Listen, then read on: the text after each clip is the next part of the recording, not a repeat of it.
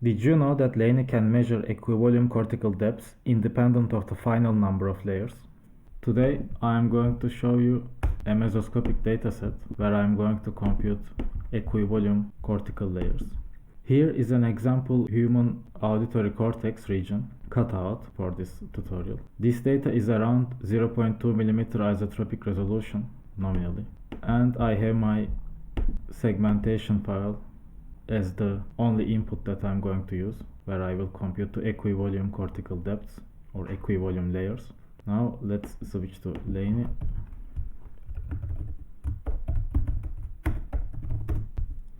And I'm going to activate the equivolume mode by entering equivol keyword.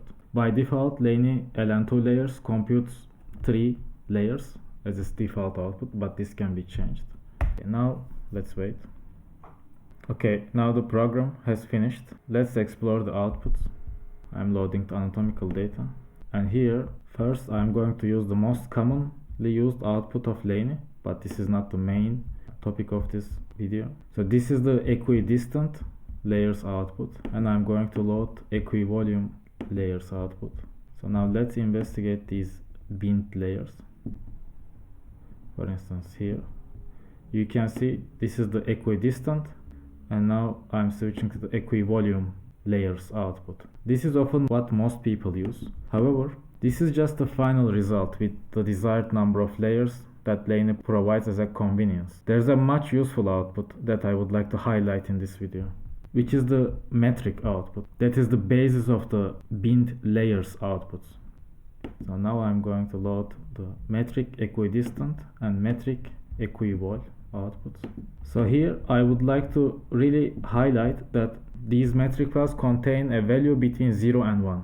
So 0 for the exact white matter gray matter border, and 1 for the outer gray matter border, that is neighboring cerebrospinal fluid. And here I would like to really highlight that this output is the basis of our layers. So basically here I am switching from equidistant to equivolume. You can see how it changes, and for each voxel it's a value between 0 and 1, indicating its relative normalized position.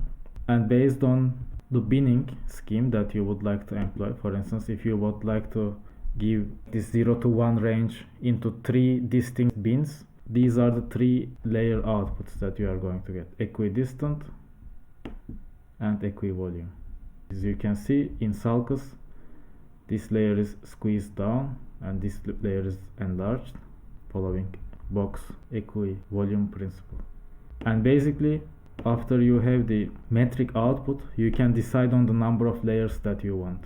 So number of layers decision is not a condition that you have to predetermine. So now I would like to give a brief history about this development. So before I have developed this program, the other main developer of LayNii, Renzo Huber, in February 2019 published an article called "How many layers should I extract?" Different people have different preferred numbers. However, in the new implementation of our layering algorithm, that is LN2 layers, where I have explained together with Renzo in another blog post, this question almost becomes irrelevant, or it becomes almost a visualization question, because in our latest implementation, you can see from this blog post, so this blog post will be in the video description, you can see that we are computing this voxel-wise equivolume normalized cortical depth metric, where then we just at the end of the program to give the binarized layers outputs.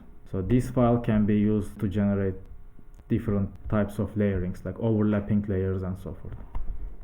When I have implemented this program, my direct reference was Sigfried Thomas Bok's book that he published in 1959 called Histonomy of the Cerebral Cortex. And in chapter 2 of this book, he talks about the curvature of the cerebral cortex and how the relative thickness of layers in curved parts of the cortex change. For instance, here you can see the seminal figure by Bok, where he shows that in a gyrus, this deep layer is quite thick, relatively speaking, for this curvature, compared to a sulcus configuration where it becomes very thin, however preserving its volume between these vertical lines. That's all for today. Thanks.